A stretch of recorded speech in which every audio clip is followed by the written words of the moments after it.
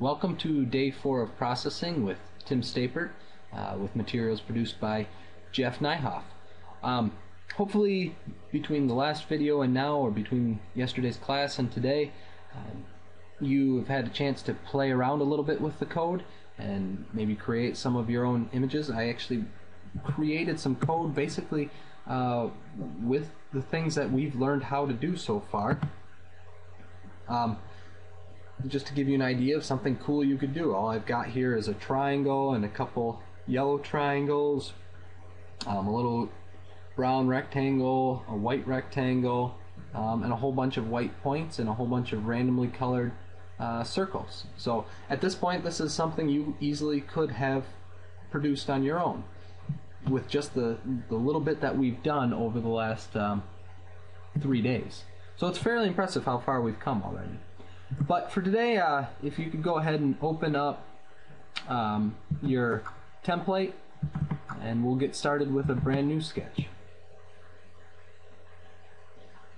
Today's sketch, we're actually going to be adding a little bit more of the user interaction with it, so perhaps a proper title for today's would be to call it interaction. So we'll go File to Save As and call this Interactions. And we should start this, we should probably draw something. So let's just draw an ellipse. And we'll do what we did before with that mouse X and the mouse Y, so it follows us around. And we will make it, I don't know, 100 by 100. And so we've gotten a little ellipse right now, and maybe we should fill it with a certain color. We might as well do red. It's fairly easy, and at least illustrate the points. So now we're back to where we were with some of the stuff we did yesterday. We're redrawing and redrawing and redrawing and redrawing all these circles. So today we need to add a little bit of human interaction. And so we're actually going to add 2 more procedures for some interactions, 2 more of these void. And there's plenty of these that we can do, but we'll maybe start with, we'll just do another void key pressed. And so void key, sorry, let's do mouse press. So mouse press. Like before, and with our draw and our setup, this is another little procedure that we're gonna set up. And what it's gonna do now is every time I press the mouse, we're gonna stop the draw loop, and we're gonna come and do whatever's down here. So one thing I could use this for would be to reset the background. Now when you reset the background in processing, it's not like it just fills in things behind everything that we've drawn. No, it actually clears the background. It's like covering everything with one color. So if we do that background at white again, every time the mouse is pressed, well, now if I do my little interaction, I'm going to move this over here.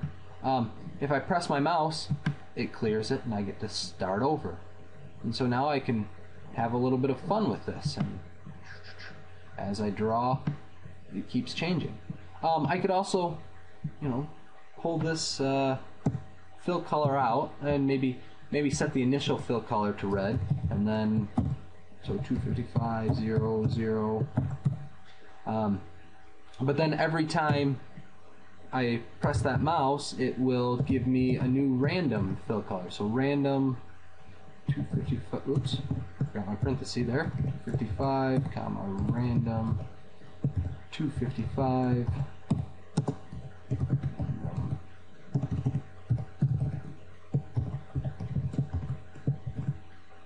Alright, so now every time I press the mouse, it'll clear and give me a new color to start with. So all that mouse press does is it gives me a little bit more interaction to be able to have some fun with this.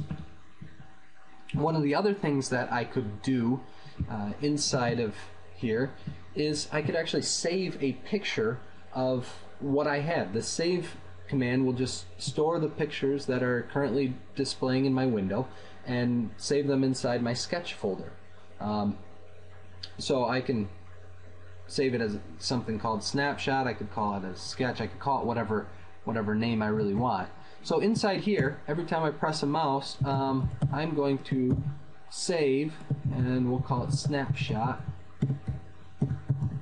And a PNG file will actually is a little better than the JPEG. The JPEG is a lossy image format, meaning some of the pixels won't be exactly what they are in that bitmap in the scene, the screen that I'm seeing. So if I do the PNG, that's probably a higher quality picture. So I'll just save it as PNG.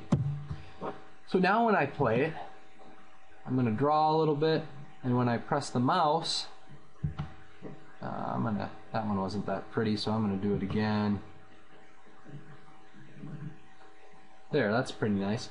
Now when I click my mouse, it'll change my color, but it also saved my picture. So if I come up here to my sketch folder, now I've got this little snapshot, which is white. And of course it's white because I screwed up on my code. I did that intentionally to show you guys. Not really. What happened was I blanked my background and then I took a snapshot. So I really wanted to take my snapshot, then blank the background, and then change the random color. So let's try that again. So yeah, that's not that pretty. That's not pretty. That's ugly. There's a nice color. Alright, so I draw this really pretty something or other. Click. Now when I close that, you remember that nice purple that I had? Well, if I go show my sketch folder, now I've got that lovely image file. So you can use this, and this comes in fairly handy when you are uploading something to open processing and you want to create a little thumbnail for it, and you might see that later when we get to the stage of uploading things. So that's a little human interaction. I interacted, I pressed a button, and it made a change. We talked about the fading in trails, which is the next thing on today's agenda, but we talked about that a little bit in that last lesson, about how if we draw that somewhat transparent white rectangle over top of everything, and then draw on top of that, we're essentially creating what cartoonists did with that onion paper, or maybe even you could think of it what you did when in elementary school when you created little flip books of note cards. You draw an image on a little piece of paper, and then you put another one over top of it, and it created that trail. If we use slightly transparent papers, then we can see through it for a little while until it becomes totally opaque. So I'm going to skip over that step for now because we've done that. The last thing I wanted to look at then today was selective actions. We talked about doing the void mouse press, but I'm actually going to delete that right now, because what we could actually do is something fairly similar inside of our window. We could do an if statement. So if the mouse is pressed,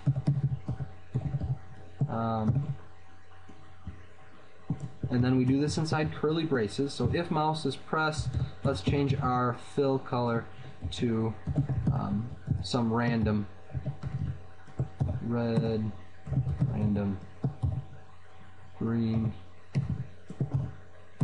and random blue. So now when the mouse, if the mouse gets pressed, it will change our fill color. So same as kind of when we did that void mouse pressed, except I'm not clearing out the image each time. So each time I press it, the mouse, if the mouse is pressed, and I could do the same thing in that void mouse press, but the if is another way, and in some ways a little bit better way to do commands, because it all stays within inside that draw loop. And if I hold down on it, while the mouse is still pressed, it keeps changing over and over and over again really, really fast. So you can have a little bit of fun with that. You could throw in there again a save file if you wanted to save it as a JPEG or as a PNG. You could do a number of random things with that. One thing that we can do though is that we could, let's assign the fill color to be, I don't know, let's assign it to be red. So as we go through the draw loop, it's going to be like, alright, it's red. If the mouse is pressed though, then we will make the fill color not random, oops.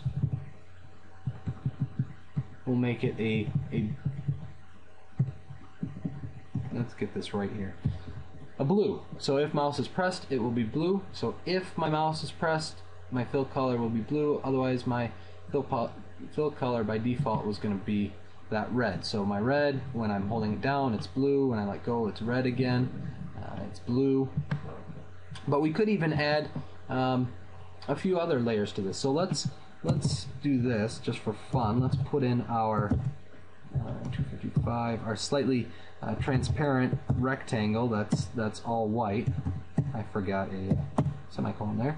So our rectangle, and remember we want it to fill the whole thing, so we'll start in the upper left hand corner and make it the width and the height of our canvas. And so here instead we'll say, what if our mouse Y is greater than height divided by 2. So let's think about what we wrote here. So as we go through, we should draw our ellipse at the end of this. So let me move this because it's not going to work properly otherwise. So let's put our ellipse down here. So it's first going to draw that transparent rectangle, put that down, and then it's going to set the fill color to red, and we'll ignore this for a second, and then it would draw an ellipse.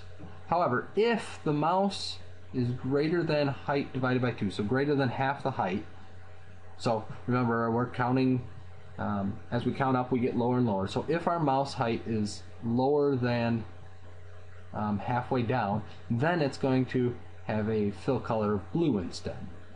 So let's quickly look at how that looks.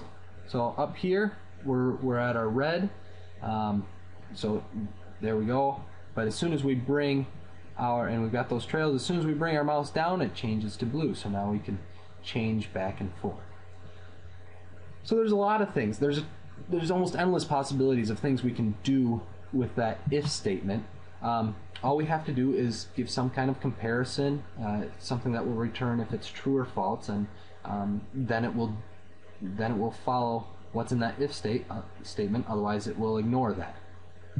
The last thing on this worksheet is just how to create custom shapes. I don't think it's worth me going through that right now. You can look at the sheet and play around with that if you like, but take some time, play with some if statements, try create some sketches of your own, and as always, it's really important to spend some time just playing around with the code in order to get comfortable with it, in order to create things. And